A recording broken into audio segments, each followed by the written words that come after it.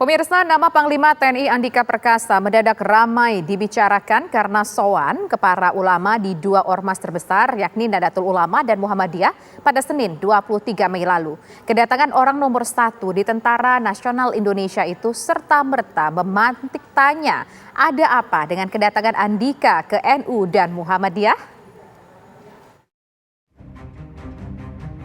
Nama Panglima TNI Andika Perkasa mendadak ramai dibicarakan karena sowan ke para ulama di dua ormas terbesar di negeri ini, yakni Nahdlatul Ulama dan Muhammadiyah pada Senin 23 Mei lalu.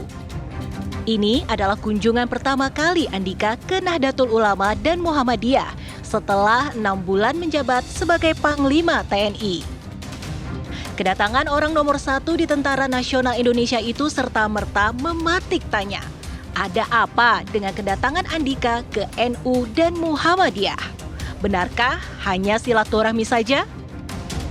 Usai pertemuan Ketua Umum PBNU, Kiai Haji Yahya Khalil Stakuf atau Gus Yahya berharap pertemuan dapat membuat NU dan TNI bersinergi dalam menjaga persatuan, keutuhan, kekondusifan masyarakat.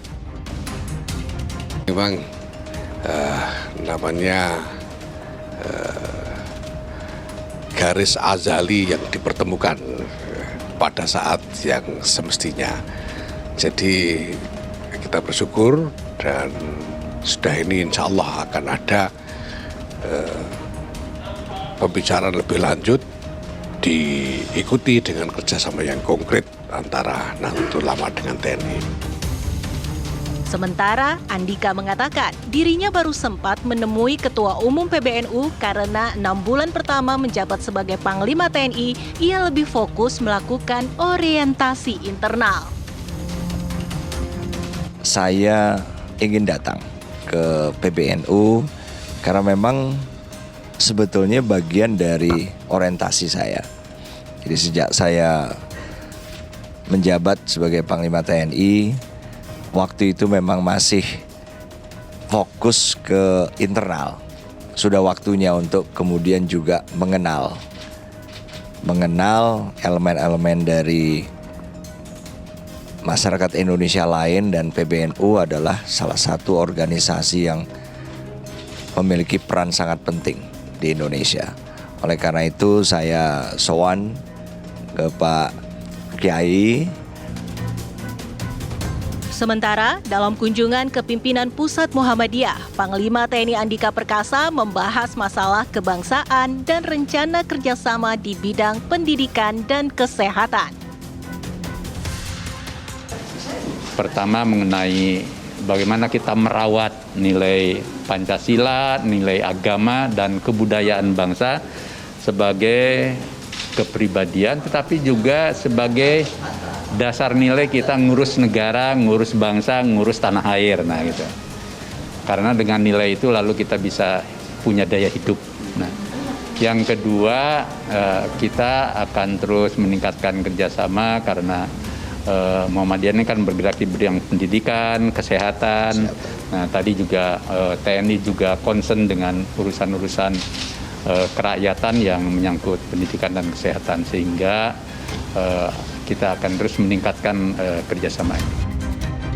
Andika Perkasa mengaku kagum dengan kiprah Muhammadiyah di bidang pendidikan dan kesehatan.